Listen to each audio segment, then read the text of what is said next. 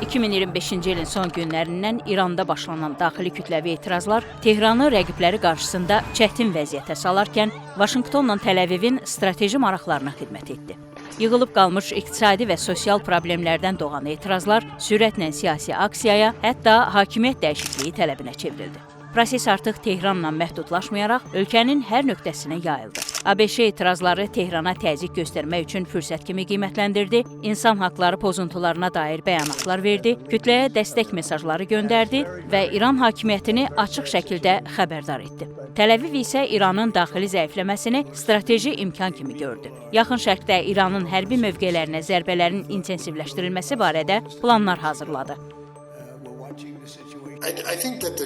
Məncə, hazırda İranda baş verən daxili etirazlar əsasən daxili amillərlə bağlıdır. Bu etirazların əsas səbəbləri iqtisadi imkanların məhdudluğu, qiymətlərin artması və milli valyutanın dəyərdən düşməsidir. Bununla belə, İranın regionda və beynəlxalq aləmdə mövqeyinin zəifləməsi də ölkədə ümumi ruh düşkünlüyünə yol açır. Regionda İranın təsir dairəsində olan qüvvələrin zəifləməsi, bölgədə hücum mövqeyində deyil, daha çox müdafiə mövqeyində görünməsi böhran hissini gücləndirir. Bu isə küçə etirazlarına səbəb olan narazılığı daha da artırır.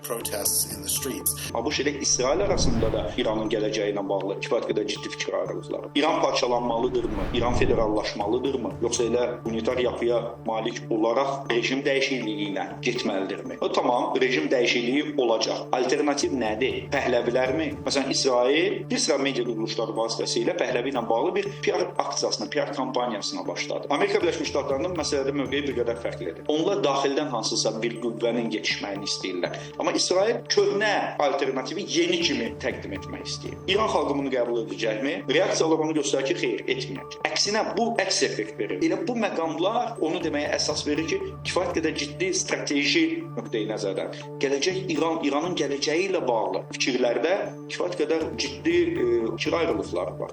İran indiyədək dəfələrlə hakimiyyət əleyhinə kütləvi etiraz aksiyalarına səhnə olub. Bunların demək olar ki, hamısında İran hakimiyyəti insanların xarici qüvvələrin təsiri ilə aksiyalara sövq edildiyini iddia edib. İttihamların başrolunda isə ABŞ və İsrail dayanır. Rəsmi Tehran məsələyə belə aydınlıq gətirir.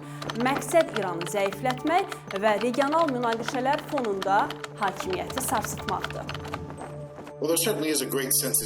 Şübhəsiz ki, tarixi səbəblərə görə İranda xarici aktorlara qarşı yüksək həssaslıq mövcuddur. İkinci Dünya müharibəsindən sonra Böyük Britaniya, ABŞ, Sovet İttifaqı və digər xarici güclər İranın daxili işlərinə təsir göstərməyə çalışıb. Bununla belə, daxili narazılıqla üzləşən avtoritar rejimlər demək olar ki, həmişə bu narazılığın düşmən xarici qüvvələr tərəfindən qızışdırıldığını iddia edirlər. ABŞ və digər Qərb aktorlarının İran rejiminə qarşı etirazların baş verməsindən məmnun olduqları və bu etirazlara dəstək verdikləri ehtimalı olsa da, İran rejiminin yanaşması bir qədər bəsitdir. Çünki xarici müdaxilə olmasa belə, rejimə qarşı qəzəbin alovlanması üçün ölkə daxilində kifayət qədər iqtisadi, sosial və siyasi narazılıq mövcuddur.